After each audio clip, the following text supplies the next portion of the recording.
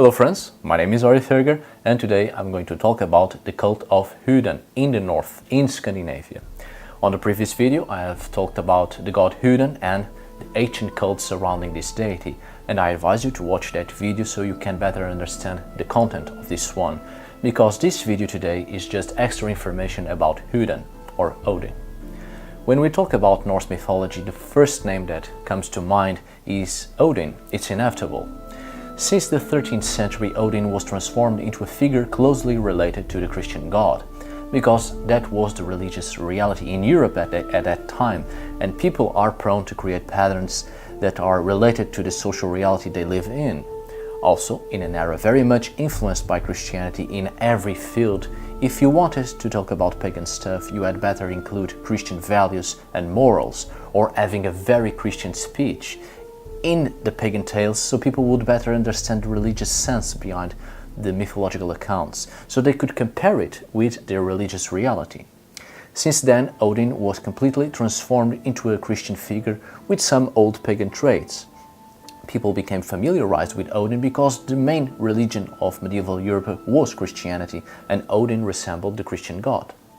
This went on until nowadays, and even now most pagans who follow the Northern European pagan traditions can't detach themselves from this Christian comprehension of the god Odin.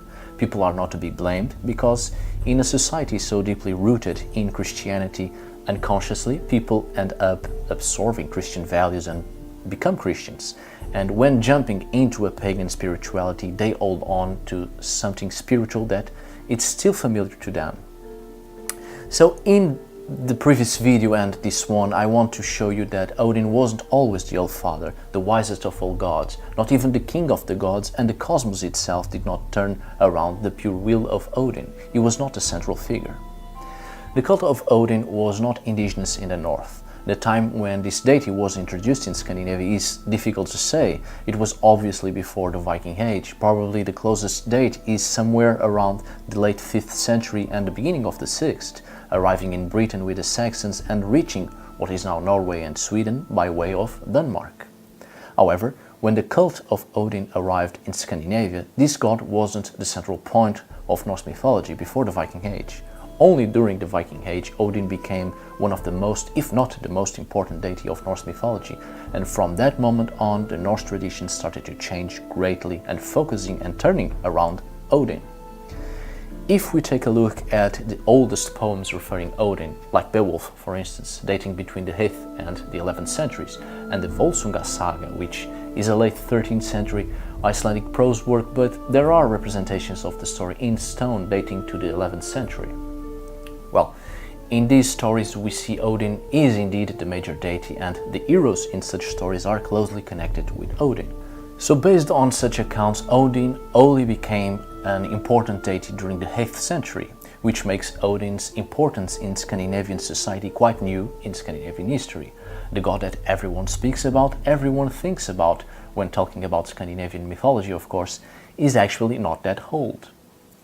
But obviously we have to be aware that all these sagas and poems, before being put to parchment or even carved in stone, belong to the oral tradition, and therefore are much older. This deity is much older.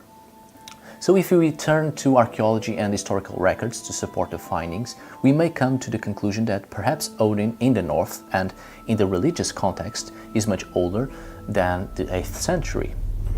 The customs associated with Odin might give us some answers.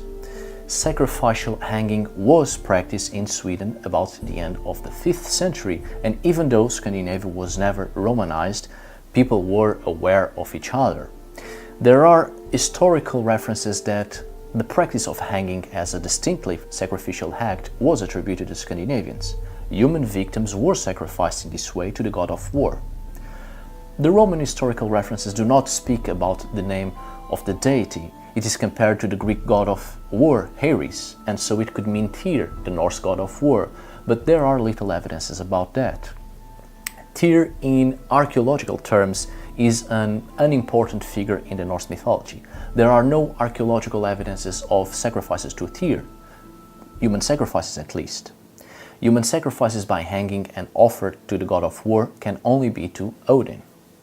This shows us that the cult of Odin was already practiced in the north at the beginning of the 6th century, and that is perhaps the date when it was introduced in the north. But mind that I am talking about the cult of Odin and not the deity itself. What I'm saying here is not that Odin is a young deity, younger than the Christian god even. No, Odin or Udanas was a Germanic deity, a god of war and death, but it did not exist in a Scandinavian religious concept before the invading Germanic tribes. Obviously, throughout history people came and went from place to place, and there is a possibility that Odin was known in Scandinavia during the Nordic Bronze Age, between 1500 to 500 before our Common Era, which was an age when the Nordics imported lots of gold and bronze from Central Europe, and the Scandinavians adopted many Central European and Mediterranean religious symbols and also objects, technology and artistic styles. The Bronze Age was also an age of war, and all over Europe the cultures and traditions were around war. So the concept of Odin as a god of war only might have been introduced in Scandinavia since the Bronze Age, but the Scandinavians, especially the Swedes, maintained Freyr as their most important and highly worshipped deity. So in conclusion, Odin was a god of war in Germanic societies, especially in Central Europe, during the Bronze Age. The cult of Odin in Scandinavia seems to only have been introduced during the 6th century of our era, but this doesn't mean that his cult was something new at this time, but started to be introduced in the major religious events during the end of the 5th century and the beginning of the 6th. Odin only became a major deity during the Viking Age, and during the 13th century, and with the influence of Christianity, Odin became the All-Father associated with creation. So there seems to have been an increasing in the importance this deity had in the old Scandinavian societies. Alright friends, I hope you have enjoyed this video, and well, this is just another video to show you that Odin wasn't always the All-Father, a god associated with creation, and much like Loki and other gods, he was very much Christianized. He suffered a lot of Christian influences and became a figure associated with Christian values and morals and sins, with still with a few pagan traits. But well, anyway, I hope you have enjoyed this video. See you on the next one, and tack för idag.